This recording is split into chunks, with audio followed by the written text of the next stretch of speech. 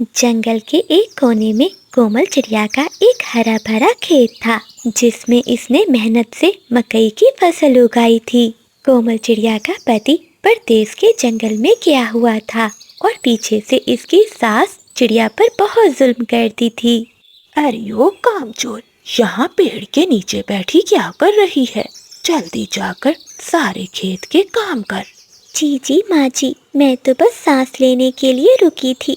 सुबह से एक दाना भी नहीं खाया। थोड़ी हिम्मत जवाब दे रही है। अगर आप मुझे इजाजत दें तो मैं नदी से 2 घूंट पानी पी आऊं। पानी? बाजी वाह, अभी काम आधा भी नहीं हुआ और इसे पानी की पड़ गई। देख रानो, अगर समय पर फसल तैयार ना हुई तो हम सर्दियों में क्या खाएंगे? तेरा पति तो परदेस में बैठा मेहनत कर रहा है और तू यहाँ नखरे दिखा रही है। जब तक तो पूरे खेत में पानी नहीं दे देती, तुझे पानी पीने की इजाजत नहीं है। कोमल चिड़िया रोती हुई फिर से खेतों में काम करने लग जाती है और उसकी सास बैठी चिड़िया पर नजर रखती है। चिड़िया के मकई के खेत के पास एक पेड़ पर बिजली कव्वी और बादल कव्वे का घर था। देखो बादल, इस बेचारी चिड़िया का हाल देखो। इसकी सास ने इसे नौकर बनाकर रखा हुआ है। तपती धूप में इसका रंग भी काला पड़ गया है और हिम्मत भी जवाब दे रही है। हाँ बिजली, मैं भी यही देख रहा हूँ। ये खेत बहुत हरा भरा है। अगर ये खेत हमारा हो जाए तो हमें सारा साल दर दर की ठोकरें नहीं खानी पड़ेंगी। बस हमें इस कोमल को यहाँ से भगाना है। लेकिन बादल जी, ये खेत तो चिड़िया की सास का है। वो बहुत सख्त है, वो हमें ये खेत नहीं देगी। अरे बिजली, हम सास से नहीं बल्कि चिड़िया से खेलेंगे। हम इस चिड़िया को इतना डराएंगे कि ये खेत छोड़कर जंगल से भाग जाएगी। जब चिड़िया चली जाएगी तो इसकी सास को रास्ते से हटाना मुश्किल नहीं होगा। रात होते ही चिड़िया की सास अपने घोंसले में चली जाती है, लेकिन कोमल चिड़िया अभी तक खेतों में बैठी काम कर रही थी। बादल और बिजली चिड़िया के पास आते हैं। चिड़िया बहन, अभी तक तुम यही हो? सुना है इस खेत में रात को साया आता है। तुम्हारी सास तो तुम्हें मार ही डालेगी इससे पहले कि तुम यहाँ किसी बला का शिकार हो जाओ। तुम ये खेत हमें दे दो और अपनी जान बचाकर यहाँ से दूर चली जाओ। बादल भाई, ये आप कैसी बातें कर रहे हैं? मेरे पति की मेहनत की निशानी है, मैं इसे कैसे छोड़ सकती हूँ? पति? अरे वो तो तुम्हें भूल गया होगा। देख लेना कोमल, अगर तुम यहाँ रही तो तुम्हारी सास तुम्हें मार डालेगी या फिर इस खेतों में जो जिन है वो तुम्हें खा जाएगा। ऐसा कहते हुए बिजली और बादल चिड़िया को डराकर वहाँ से चले जाते हैं। कोमल चिड़िया भी डरी सहमी वापस अपने घर चली जाती है। अगली सुबह जब कोमल चिड़िया नदी से पानी भरने जाती है तो वहाँ उसे कबूतर, तोता और बुलबुल मिलते हैं। कोमल बहन, तुमने ये क्या हाल बना रखा है? तुम्हारी आंखें सूज गई हैं और तुम इतनी डरी और सहमी हुई क्यों हो? क्या तुम्हारी जालिम सास ने फिर कुछ कहा है तुम्हें? कोमल चिड़िया रोती हुई अपनी सहेली बुलबुल के गले लग जाती है। तभी कबूतर चिड़िया के सामने एक मीठा फल रखता है। चिड़िया बहन, तुम ये मीठा फल खा लो, तुम्हारे शरीर में जान आ जाएगी। तभी तो तुम हालात का मुकाबला कर सकोगी। हमें सब पता है, वो कव्वे बहुत बुरे हैं और तुम्हें डरा रहे हैं। वो तुम्हारे खेत पर कब्जा करना चाहते हैं। कबूतर भैया, मैं करूं भी तो क्या करूं? एक तरफ माँ जी का जुल्म है जो मुझे पक्षी नहीं समझती, और दूसरी तरफ ये पड़ोसी कव्वे हैं जो मुझे इस खेत से निकालना चाहते हैं। मेरा तो कोई ठिकाना नहीं रहा। मेरा जी चाहता है कि मैं कहीं दूर उड़ जाऊं, जहां मुझे कोई भी पहचानता ना हो। नहीं कोमल बहन, तुम कहीं नहीं जा सकती। ये खेत तुम्हारे पति का है। तुम्हारी मेहनत का पसीना इस मिट्टी में शामिल है। अगर तुम चली गई तो इन बुरे कव्वों की जीत हो जाएगी और तुम अकेली नहीं हो, हम सब तुम्हारे साथ हैं। कोमल चिड़िया को अपने दोस्तों की बातों से एक नई जिंदगी मिलती है। चलो बिजली, समय आ गया है। चलकर चिड़िया को डराते हैं और खेत पर कब्जा करते हैं। हाँ बादल जी, मैं तैयार हूँ।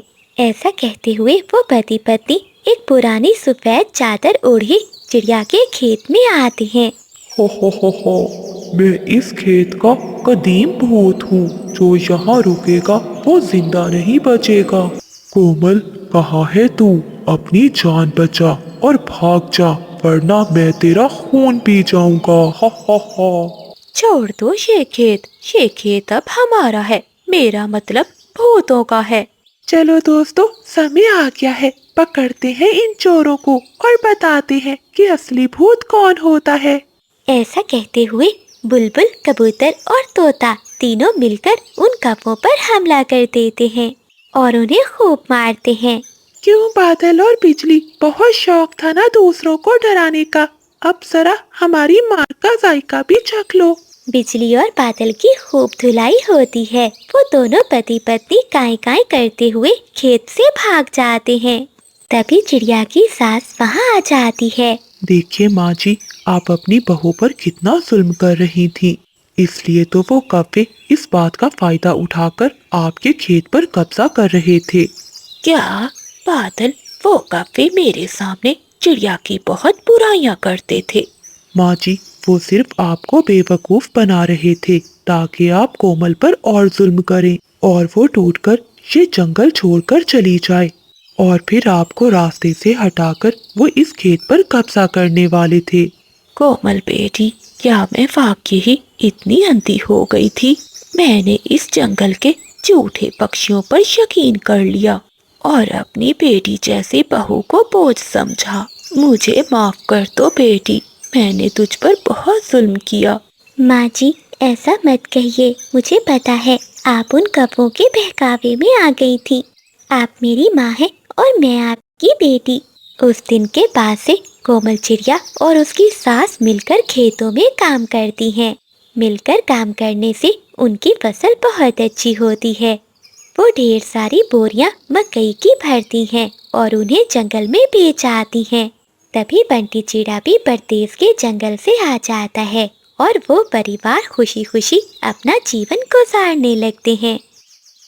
घने जंगल में सेब के पेड़ पर कौवों का एक तिनकों का घोंसला था, जहाँ बादल कौवा अपनी पत्नी और बेटी पिंकी कौवी के साथ रहता था। बिजली, मैं यहाँ बैठा बैठा बोर हो रहा हूँ। तुम घोंसले में ही रहना और अंडे का ध्यान रखना। तब तक मैं नदी से घूम कर आता हूँ।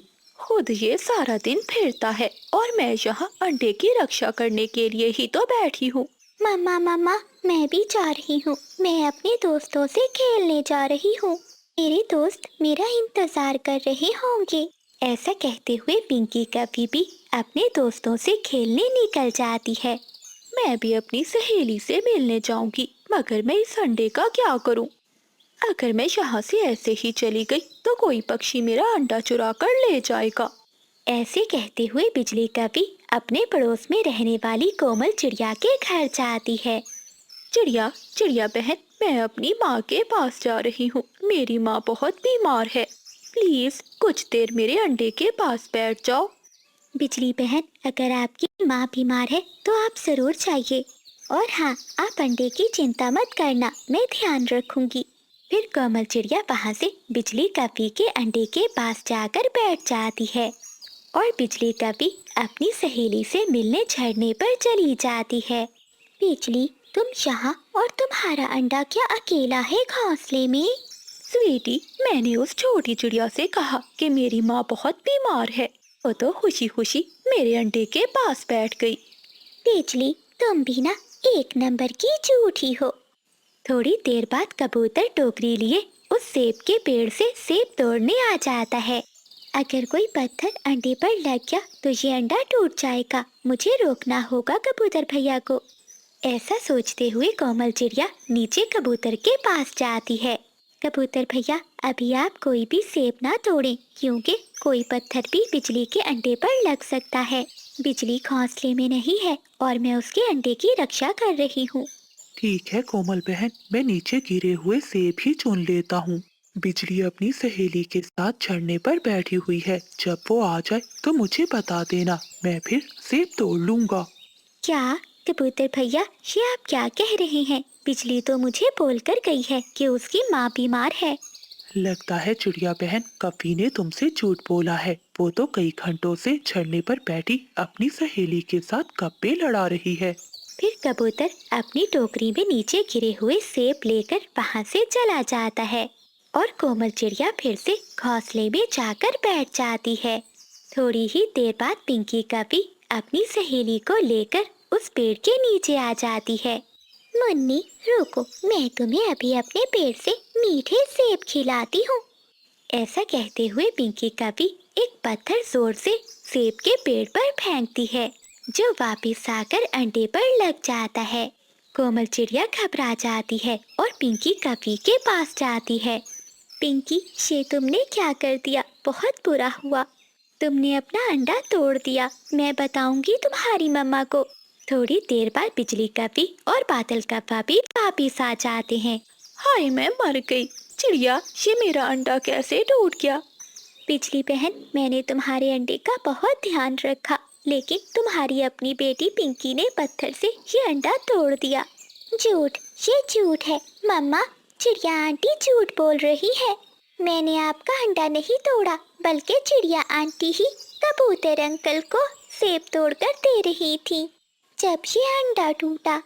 चिड़िया निकल जाओ, मेरे घोंसले से अभी के अभी निकल जाओ। मैं तुमसे बदला लूंगा, मैं छोड़ूंगा नहीं तुम्हें। ये सारी बातें सुनकर कोमल चिड़िया रोती हुई अपने घोंसले में चली जाती है। अभी कुछ दिन ही गुजरे थे कि कोमल चिड़िया कौवों के पास आती है। बादल भैया, मेरे घोंसले का ध्यान रखना। मैं अपनी दीदी से मिलने दूसरे जंगल जा रही हूँ। हाँ हाँ चिड़िया, चिंता नहीं करो, तुम जाओ, मैं तुम्हारे घोंसले में ही बैठ जाऊंगा। फिर कोमल चिड़िया वहाँ से चली जाती है। बादल कौवा कुल्हाड़ा लेकर कोमल चिड़िया का पूरा घर तोड़ देता है। अब पता चलेगा चिड़िया को कि अंडा कैसे तोड़ते हैं। पिंकी कभी ये सब देखकर बहुत डर रही थी। वो सच बताना चाहती थी, मगर वो सच बोलने से डर रही थी। शाम होते ही जब कोमल चिड़िया वापस अपने जंगल में आती है, तो अपने घर को टूटा हुआ देखकर रोने लगती है। तोड़ दिया, मेरा घर तोड़ दिया। कव्वो, तुम बहुत बुरे हो। चिड़िया, तुमने मेरा अंडा तोड़ा और हमने तुम्हारा घोंसला, हिसाब बराबर हुआ। बिजली, मैं यहाँ से जा रही हूँ। तुम सब बहुत बुरे हो। और पिंकी बेटी, याद रखना, जब तक तुम झूठ बोलोगी जिंदगी में हमेशा नाकाम रहोगी, क्योंकि झूठ एक ना एक दिन पकड़ा ही जाता है। तभी वहाँ कबूतर आ जाता है और वो सारी बात कौवों को बताता है कि कैसे कोमल चिड़िया ने उनके अंडे की रक्षा की और कैसे पिंकी कभी ने उनके अंडे को तोड़ा। पिंकी कभी डर की मारी वहाँ से भाग जाती है। चिड़िया बहन, मुझे माफ कर दो, मैं बहुत शर्मिंदा हूँ। कव्वो, मैंने तुम सबको माफ किया, लेकिन अब मैं यहाँ नहीं रहूंगी। मैं किसी अच्छे पड़ोसी के पास ही जाकर रहूंगी। इतना कहते हुए कोमल चिड़िया रोती हुई वहाँ से चली जाती है। तो प्यारे दोस्तों, इस कहानी को लाइक, चैनल को सब्सक्राइब और अपने दोस्तों के साथ शेयर करना मत भूलिएगा। आपका धन्यवाद। बिजली बेटी, जरा बाहर तो आकर देख, मौसम कितना सुहाना है। आ रही हूँ माँ, देखो तो आज मैंने ये काला चश्मा पहना है, कैसी लग रही हूँ मैं। बेटी, उधर नहीं इधर देखो, मैं यहाँ खड़ी हूँ। अरे वाह वाह, मेरी बेटी तो ऐसे लग रही है जैसे आसमान से कोई काली परी उतरी हो। उसी समय बादल कव्वा वहाँ से गुजरता है। वो बिजली को देखकर वहीं रुक जाता है। वाह वाह, क्या अदाएं हैं। ऐसा लगता है जैसे ये हसीना बस मेरे लिए ही बनी है। ऐसा सोचते हुए बादल कव्वा बिजली कभी के पास आता है। माँ जी नमस्ते। इसी जंगल के नदी के उस पार वाले आम के पेड़ पर मेरा बहुत बड़ा घर है। मैं आपकी सुंदर बेटी का हाथ मांगने आया हूँ। हाथ? बादल बेटे, मेरी बेटी जंगल की सबसे सुंदर कवि है, शहजादी है शहजादी। इसे देखने के लिए दूसरे जंगल के अमीर अमीर काफे लाइन लगाकर खड़े होते हैं। तुम्हारे पास क्या है? माँ जी, मेरे पास